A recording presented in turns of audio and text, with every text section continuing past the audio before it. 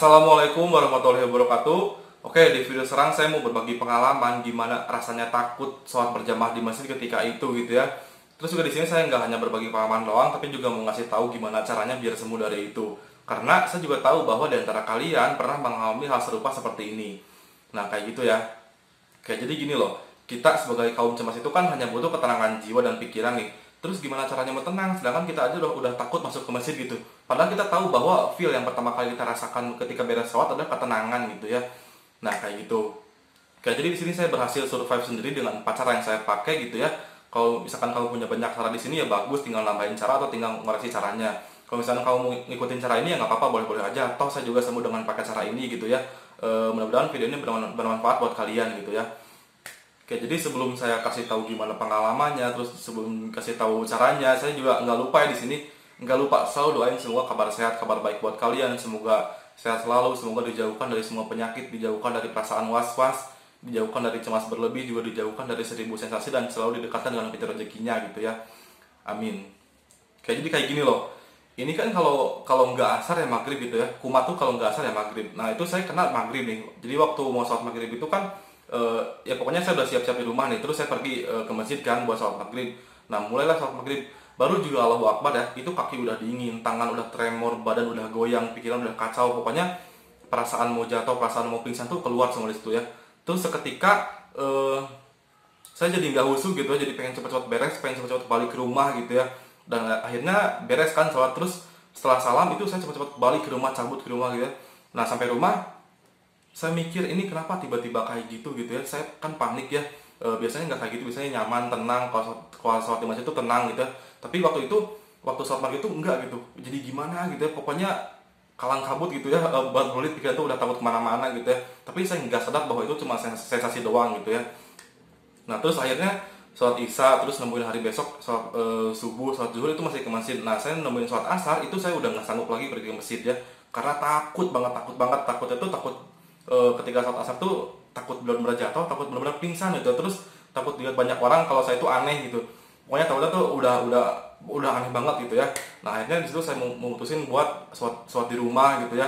Terus udah lama juga saya nggak ke masjid buat sholat berjamaah. Terus ya pokoknya perasaan sedih ada sih ya, karena saya punya pikiran kalau saya itu udah nggak sanggup lagi pergi ke masjid gitu ya, itu sedih banget. Nah lama kelamaan itu kan bosannya sholat di rumah tuh bosan tuh, karena nggak bisa berjamaah lagi gitu ya.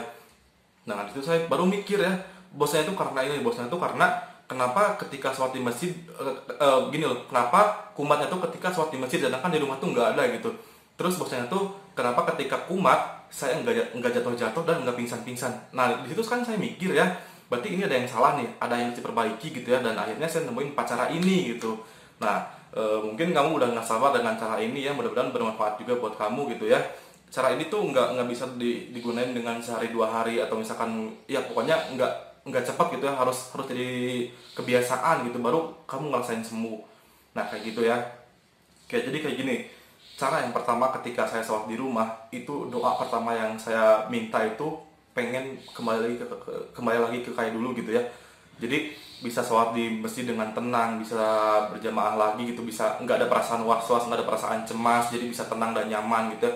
Saya berdoa dengan tulus ya, dengan hati yang paling dalam gitu ya, pengen kembali ke kayak dulu lagi, pengen nyaman, pengen tenang gitu, nggak pengen kayak gini gitu ya. Karena kewajiban seorang laki-laki itu sholatnya berjamaah gitu ya. Nah itu saya berdoa ya, tiap saya beres sholat itu saya berdoa gitu.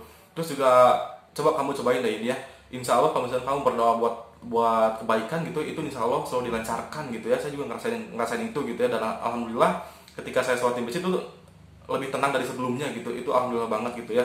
Mungkin hidayah juga gitu ya. Nah itu coba kamu cobain berdoa dengan tulus gitu ya, pengen kembali kayak dulu lagi gitu ya, insya Allah dipermudah, amin. Terus yang kedua nih, 2 jam sebelum masuk masjid perut kamu udah isi. 2 jam sebelum masuk masjid itu kamu udah makan. Jadi kalau misalkan kamu mau sholat maghrib nih, terus jam 4 itu kamu udah makan, perut kamu udah isi. Kayak gini loh, kalau misalkan itu kan ketika di masjid itu ada sensasi kelayangan nih, ada sensasi mau jatuh, itu ada dua kemungkinan. Pertama dari pola pikir, juga yang kedua kamu belum makan. Nah makanya kamu cover yang belum makan ini ya. Jadi sebelum sholat itu perut kamu udah isi, udah enak gitu ya. Nah itu yang kedua. Terus yang ketiga, ambil saf yang terakhir ya. Tapi ini enggak selamanya, cuman sementara aja gitu. Karena gini loh, saya itu kan kumat itu waktu sholat maghrib, terus ngambil saf yang tengah-tengah, saf kedua, saf ketiga lah. Nah itu punya perasaan ketika saya jatuh, benar-benar jatuh, itu orang belakang tuh kan pada liatin ya, takutnya tuh pada ngeliatin, terus takutnya tuh gimana gitu ya, pokoknya bebat belit gitu ya. Terus akhirnya saya nemuin gimana caranya biar orang belakang tuh nggak ngeliatin saya gitu. Akhirnya saya ambil saat paling terakhir itu. Nah ketika saya sholat itu nyaman, nggak ada yang ngeliatin gitu ya, karena saya terakhir gitu ya. Nah tapi ini nggak selamanya, ingetin ya, saya ingetin lagi, ini nggak selamanya. Tapi ketika kamu udah ngerasa lebih baik lagi, kamu coba maju lagi, syukur-syukur kamu jadi imam gitu ya. Amin. Nah kayak gitu ya. Terus yang terakhir nih, yang terakhir, kalau kamu udah apa ya, udah ngelakuin, udah berdoa sama Allah ya, udah berdoa pengen minta kebaikan kayak dulu lagi gitu ya. Terus juga kamu udah ngelakuin, perut kamu udah isi sebelum sholat gitu ya. Terus kamu udah ngelakuin yang paling terakhir, terakhir kamu tinggal fokusnya aja. Kayak gini loh, ini kan Allah udah ngasih tahu, udah ngasih kita keberanian buat pergi ke masjid nih ya. Nah itu jangan disia-siain, nikmat Tuhan tuh jangan disia-siain ya. Kamu manfaatin sebaik mungkin ya, kamu gunain sebaik mungkin. Coba kamu belajar fokus di situ ya, buktiin kalau nikmat Allah itu kamu nikmatin gitu ya, nggak disia-siain gitu, buktiin gitu. Terus kamu belajar fokus, belajar khusyuk di situ ya. Nah ketika kamu udah belajar fokus dan khusyuk, itu barulah kamu bakal ngerasain ketika beres sesuatu tenang, nyaman gitu loh. Nah jadi kayak gitu ceritanya ya, terus juga kayak gitu caranya gitu, mudah-mudahan bermanfaat buat kalian ya. Saya juga tahu ini gak semudah apa yang saya bicarakan, tapi asal kalian tahu ya, semakin tinggi cobaan yang kita dapati, maka semakin tinggi juga derajat yang akan kita dapati kelak gitu ya. Nah kayak gitu loh teman-teman ya. Jadi buat yang nanya yang di Instagram, saya masih takut ke masjid, terus juga masih takut lihat orang banyak, kayak gitu caranya ya. Mau nggak mau ini harus kamu lakuin, karena demi kebaikan kamu sendiri gitu, apalagi ini buat sholat berjamaah di masjid gitu ya, buat kebaikan kelak nanti gitu ya. Nah kayak gitu loh. Oke, jadi mungkin videonya segini aja ya, singkat aja gitu. Mohon maaf kalau misalkan ada kata-kata yang salah, kata-kata yang menyimpang, atau misalkan kata-kata yang gak enak di hati, juga saran yang kurang, terus apalagi ya, atau misalkan ya pokoknya mohon maaf kalau misalkan ada yang kurang ya, salah-salah kata, atau misalkan kamu kesinggung atau gimana, mohon maaf, karena saya juga masih belajar, apalagi ini masalah agama ya. Saya masih butuh banyak belajar, kritik saran dari kalian, masukan dari kalian, saya juga masih butuh banyak gitu ya, karena saya juga masih belajar di sini ya. Oke, jadi kayak gitu aja. Oke, jadi di sini juga saya mau ingetin lagi ya. Kalau misalkan kamu suka video ini, kamu boleh klik tombol like. Kalau misalkan kamu nggak suka, boleh klik tombol dislike. Ya, makasih buat kamu yang udah klik subscribe channel ini. Saya doain semoga kamu cepat-cepat keluar dari lingkaran hitam ini ya. Karena ketika kamu sembuh, kamu akan nemuin dunia yang baru, dan itu benar-benar indah dan nyaman. Seriusan. Ya, kayak gitu loh. Ya, mungkin gitu aja ya videonya. Kurang lebihnya saya mohon maaf. Assalamualaikum warahmatullahi wabarakatuh.